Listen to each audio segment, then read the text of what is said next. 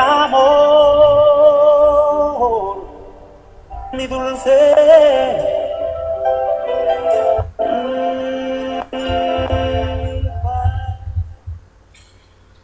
Vamos a leer en el libro de 2 Timoteo, capítulo 3, versículo del 16 al 7. Dice: toda la escritura es inspirada por Dios y útil para enseñar, para redarguir, para corregir, para instruir en justicia, a fin de que el hombre de Dios sea perfecto, enteramente preparado para toda buena obra. Amén. Que prediques la palabra, que instes a tiempo y fuera de tiempo. Redarguye, reprende, exhorta con toda paciencia y doctrina, porque vendrá tiempo cuando no sufrirán la sana doctrina, sino que teniendo comezón de oír, se amontonarán maestros conforme a sus propias concupiscencias y apartarán de la verdad el oído y se volverán a la fábula. Clarificando la condición de la salvación. Existen 7 razones por las que una persona no debe pedir a Cristo que entre en su corazón por las nuevas doctrinas de iglesias renovadas y modernas y mala teología y malas enseñanzas. ¿Alguna vez usted ha escuchado a alguien decir: para ser salvo del infierno e ir al cielo, necesita pedirle a Jesús que entre en su corazón? ¿Esta idea le suena a usted familiar? ¿Lo ha leído en la etapa posterior de algún folleto o tratado bíblico? ¿Ha escuchado a pastores o a evangelistas enseñar sobre esto? Aunque quizás aquellos que lo han enseñado hayan sido sinceros y bien intencionados, ¿sería correcto bíblicamente pedir a Jesús que entre en su corazón? Aquellos que simplemente ya han confiado en Jesucristo y su obra completada, ¿acaso ellos no han sido salvos porque no han pedido que Jesús entre en sus corazones?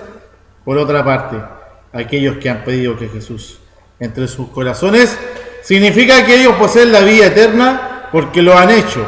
¿O simplemente es cuestión de las semánticas? Ahora tal vez usted se pregunte: pedirle a Jesús que entre en el corazón, ¿es realmente un problema verdadero? Y en caso afirmativo, ¿es un problema que vale la pena abordar? Permítame compartir el testimonio de 2 pastores que han dado importancia a la necesidad de investigar este mismo asunto. Hablemos de Edwin Lutzer y dice: recuerdo de que de niño me dijeron que para llegar a ser parte de la familia de Dios, yo necesitaba pedirle a Jesús que entrara en mi corazón. Cada noche cuando yo oraba, esto es exactamente lo que hacía. Jesús, entra en mi corazón, le decía. Jesús, por favor, entra en mi corazón. Le rogaba, pero aún no tenía ninguna seguridad de que Él me había aceptado. Me sentí frustrado, confundido y triste. Como muchas personas hoy en día, yo no entendía la gracia de Dios o las verdades de la fe salvadora. Pensaba que Dios me salvaría porque yo era una persona buena y porque asistía a la escuela dominical o porque el simple hecho de hacer una oración. Pero finalmente mis padres me explicaron la verdad. Cuánto agradezco a Dios que después de mucha lucha finalmente habían llegado a comprender ellos mismos. Jesús hizo todo, me dijeron. La única cosa que necesitas hacer es recibirlo por la fe y el arrepentimiento. El asunto fue resuelto. Comprendí que Jesucristo es todo lo que yo necesitaba para estar de pies en la presencia de un Dios santo. En una tarde del invierno, estando solo en nuestra hacienda canadiense, dice él, en la pradera, Jesucristo llegó a ser mi Salvador. Desde ese momento nunca he dudado de mi salvación. También Hal Lindstrom escribió: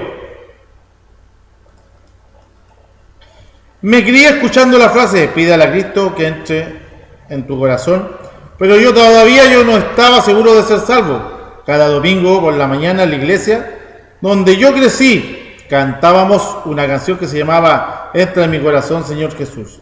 Las palabras fueron las siguientes: en mi corazón, entra en mi corazón, Señor Jesús. Cada domingo la cantamos y nos dieron una oportunidad para pedir a Jesús que entrara en nuestros corazones. Bueno, yo sinceramente pedí que Jesús entrara en mi corazón cada domingo. Sin embargo, todavía no había sido salvo.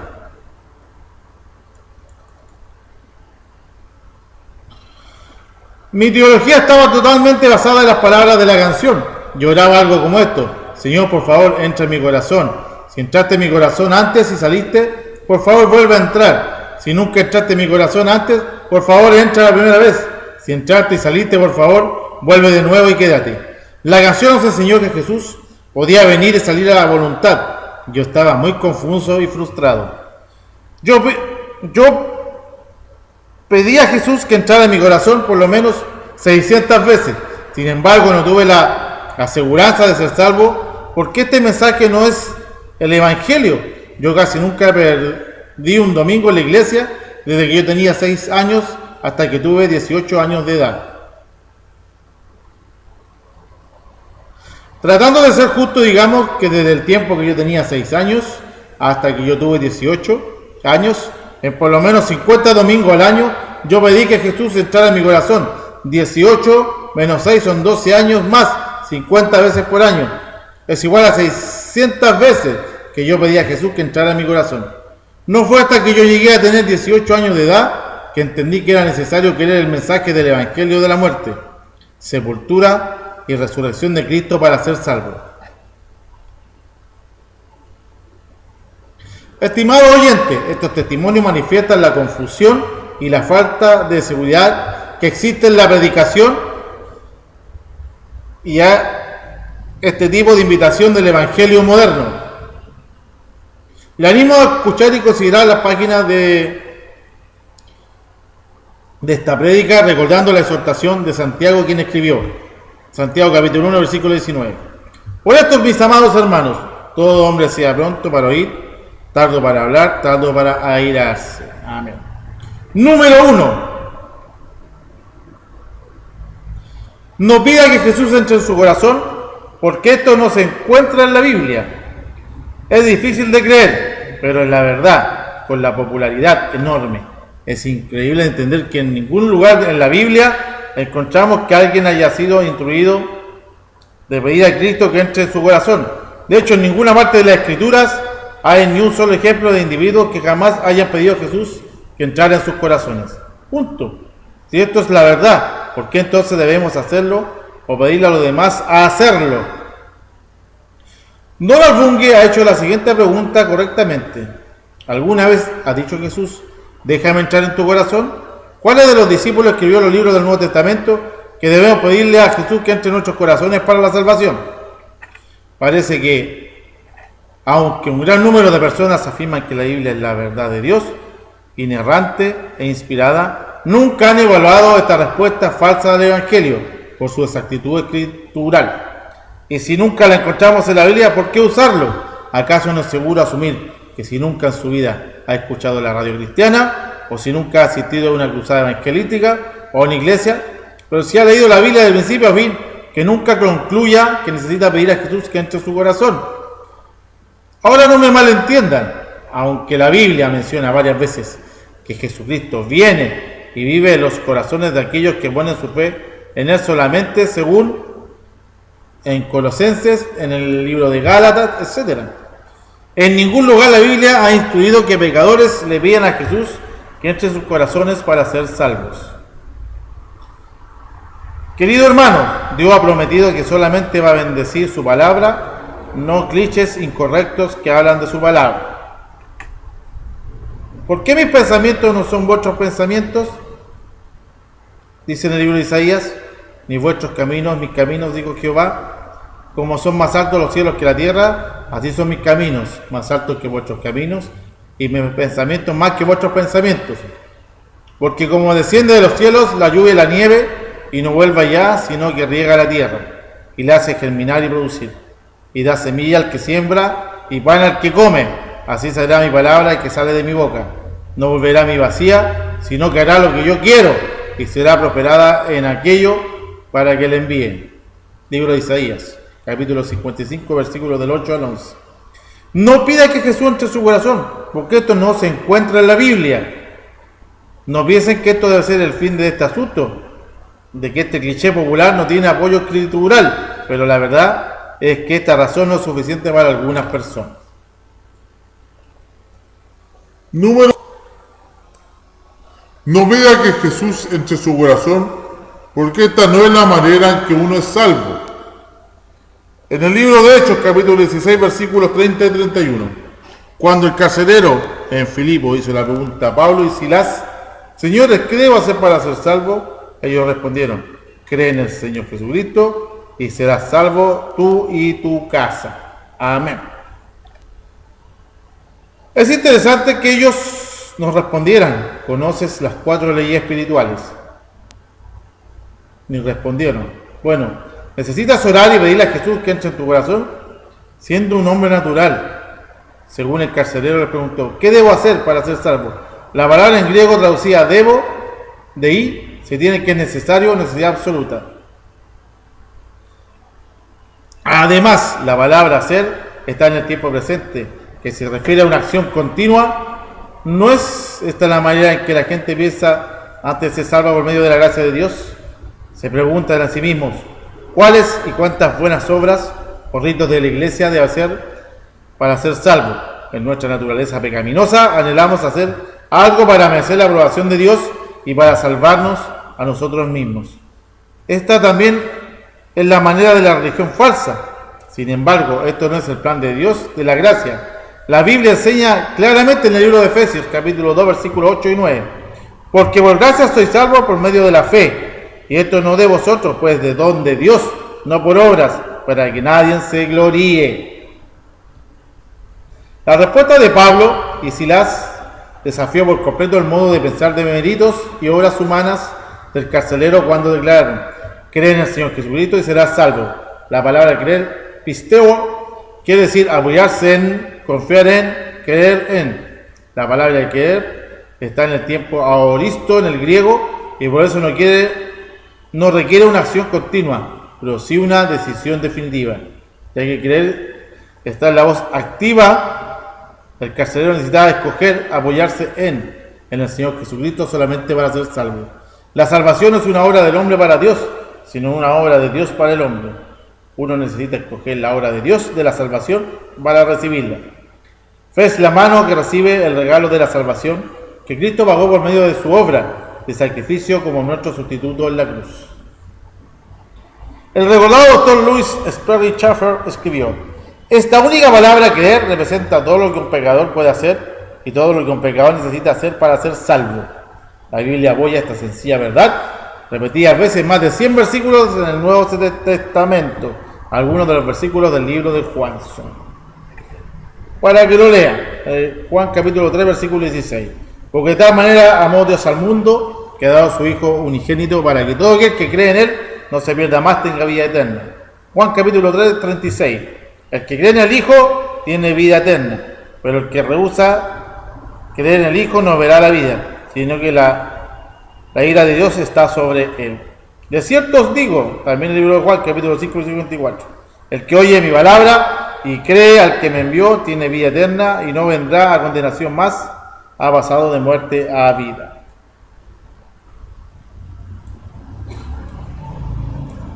Jesús le dijo: yo soy el pan de vida. El que a mí viene nunca tendrá hambre, y el que en mí cree no tendrá sed jamás. Mas os he dicho que aunque me habéis visto, no creéis todo lo que el Padre me da. Vendrá a mí, y al que en mí viene no le he hecho fuera, porque he descendido del cielo, no para hacer mi voluntad, sino la voluntad del que me envió. Y esta es la voluntad del Padre, el que me envió, que de todo lo que me diere no pierda yo nada, sino que lo resucite en el día postrero. Y esta es la voluntad del que me ha enviado, que todo aquel que ve al Hijo y cree en Él tenga vida eterna, y yo lo resucitaré en el día postrero. De cierto os digo, el que cree en mí tiene vida eterna. Por eso os dije que moriréis en vuestros pecados, porque si no creéis que yo soy, en vuestros pecados moriréis. Le dijo Jesús: yo soy la resurrección y la vida, el que cree en mí, aunque esté muerto, vivirá, y todo aquel que vive y cree en mí no morirá eternamente.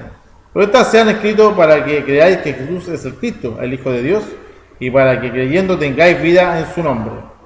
Hace algunos años, mientras yo estaba en una universidad bíblica, yo estaba involucrado en un ministerio de niños los días miércoles por la noche en una iglesia local. Al fin de cada reunión durante la semana, el predicador principal presentó el plan de salvación por una semana. Le hizo caso a un joven llamado Ricardo de 12 años que acudió enfrente de la iglesia durante la invitación muchas veces. Como resultado, la siguiente semana un buen amigo y yo nos ofrecimos para ser consejeros. Efectivamente, durante la invitación, Ricardo vino al frente como siempre. Finalmente fue posible hablar con él. Nuestra conversación fue así. Nosotros, Ricardo, ¿por qué viniste enfrente esta noche, Ricardo? Porque quise ser salvo. Nosotros, bueno, hemos sido notado que viniste enfrente vez tras vez durante la invitación en el pasado. ¿Qué te dijeron los consejeros en el pasado? Ricardo respondió. Ellos me dijeron que debía pedir a Jesús que entrara a mi corazón. Nosotros, ¿entonces lo hiciste? Ricardo, sí, pero todavía no sé si soy salvo. Todavía no sé si Jesús verdaderamente entró en mi corazón. Nosotros, bueno, Ricardo, déjanos explicarte lo que la Biblia enseña en cuanto a la salvación. Aproximadamente por 20 minutos mi amigo Al y yo empezamos a explicarle la condición pecaminosa del hombre delante de Dios, de un Dios santo y su penalidad por el pecado que es la muerte, un libro de Romanos, la persona de Cristo y su obra consumada, siendo Dios que se hizo hombre y murió por nuestros pecados y resucitó entre los muertos. Como la salvación eterna es un regalo gratuito para nosotros, la gracia de Dios recibido por medio de la sencilla fe sola en Cristo solamente, como la fe de un niño. Como los pecadores no son salvos por medio de sus obras, buenas o religiosas, incluyendo el pedir a Cristo que entre en sus corazones.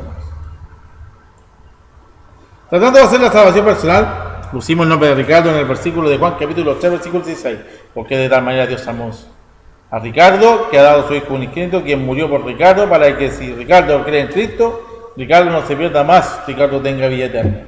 Durante este tiempo Ricardo escuchó atentamente y nos dijo: gracias por explicarme todo esto, me gustaría orar ahora. Pero Ricardo, no necesitas orar para ser salvo. La única cosa que necesitas hacer es confiar en Jesucristo solamente, quien hizo toda la obra de salvación por ti cuando Él murió personalmente y resucitó de nuevo. Sí, ya entiendo, esto lo creo. Yo acabo de confiar en Jesucristo para salvarme. Ahora simplemente quisiera orar y agradecerle por salvarme. No pidas a Jesús que entre en tu corazón porque no es la manera como uno es salvo.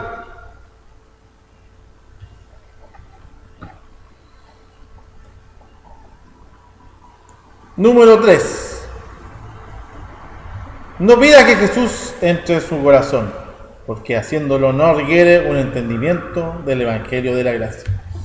Nos vemos hasta la próxima, queridos hermanos, con la tercera razón de por qué no debemos aceptar a Jesús en nuestro corazón. Que Dios los bendiga. Muchas bendiciones.